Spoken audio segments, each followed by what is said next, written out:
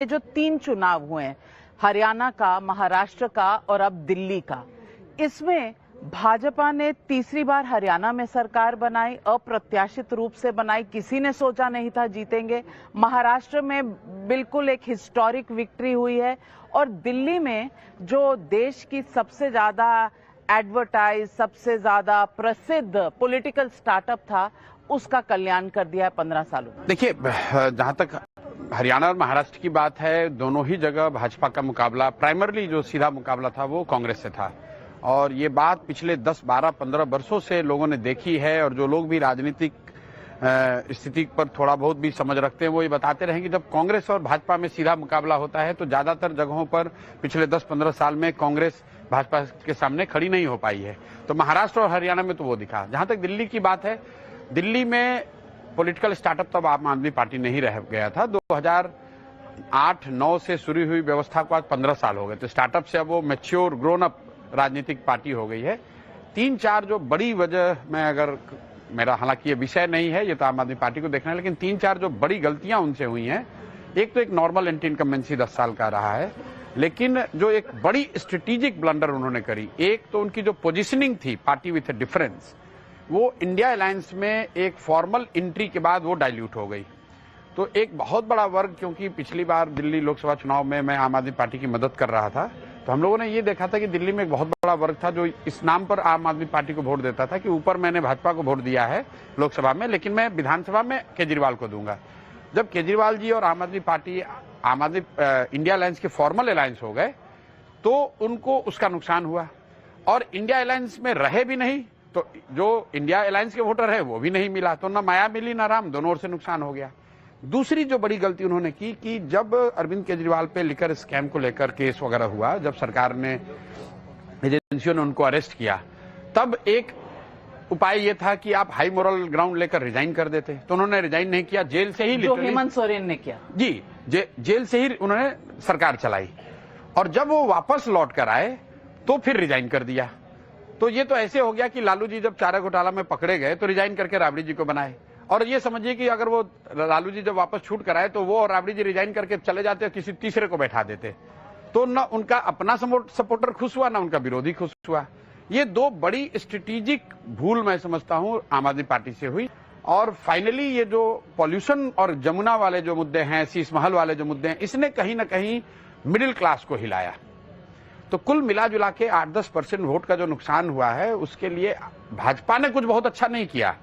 आम आदमी पार्टी अपनी गलतियों से 10% का नुकसान उनको है, क्योंकि 44% वोट अभी भी उनको आया है, वो कम ताकत नहीं है। लेकिन अगर पूछूं तो आप एडवाइजर नहीं रहे, ये बड़ी कमी नहीं, हम लोग तो देखिए हमेशा कहते हैं हम लोग क्या कर सकते हैं, हम लोग तो ऑन द मार्जिन आपको सुझाव दे सकते हैं। अब इतना ही फायदा हो सकता है कि अगर मान लीजिए कि हम जैसे लोग जुड़े होते, तो मैं अरविंद केजरीवाल को ये कभी नहीं कहता कि तुम रिजाइन कर दो, क्योंकि वो आपकी सब, ये ऐसे वो मोदी जी रिजाइन कर दें प्राइम मिनिस्टर से और फिर भाजपा के किसी दूसरे को बैठा के जिताने की कोशिश करे तो बहुत मुश्किल। कई बार लोग ये समझते हैं कि ये जो प्रोफेशनल साथी हैं ये आकर डोर टू डोर करते हैं, डिजिटल करते हैं, उससे कोई थोड़ी चुनाव जीतता है, वो तो कर्मकांड है।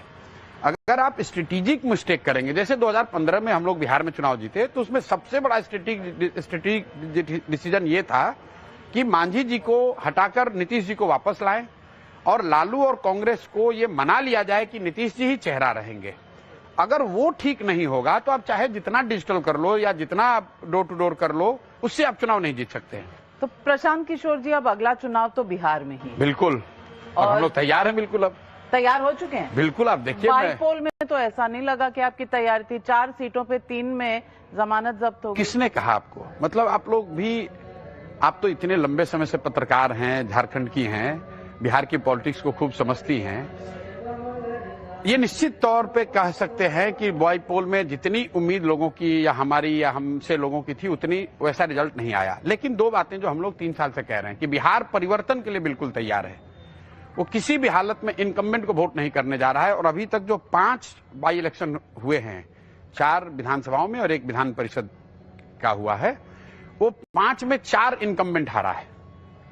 तो एक चीज तो आप क्लियर समझ लीजिए कि बिहार में ज्यादातर लोगों ने ये मन बना लिया है कि परिवर्तन चाहिए, बदलाव तो चाहिए।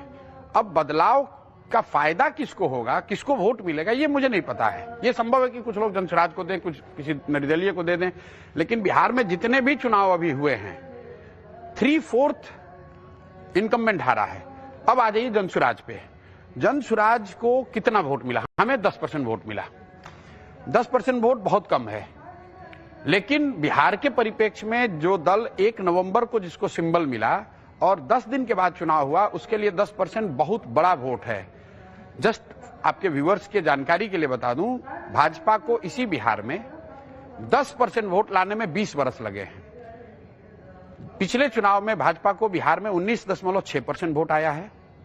नीतीश जी इतनी पुरानी पार्टी है, 20 साल से मुख्यमंत्री, उनको आज तक 15% ज्यादा वोट बिहार में नहीं आया।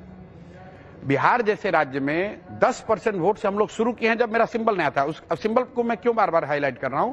दिसंबर में जब चुनाव हुआ विधान परिषद का, तो जनसुराज को 22% वोट आया। हम लोग सेकेंड नंबर पे हैं, आरजेडी तीसरे पर और एनडीए चौथे पर।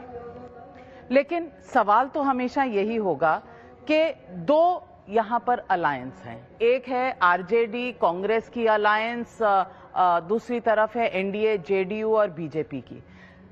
आप वोट कटर का काम करेंगे जैसे कांग्रेस ने दिल्ली में केजरीवाल के लिए किया? भाई देखिए, वोट कटर के लिए तो अगर आप 5, 7, 8, 10% वोट ला रहे हैं तो आप वोट कटर ना। हम 22% वोट लेकर आए हैं, तो हम वोट कटर पर नहीं, दिसंबर में जो चुनाव हुआ उसमें हम लोग 22% वोट लेकर आए हैं।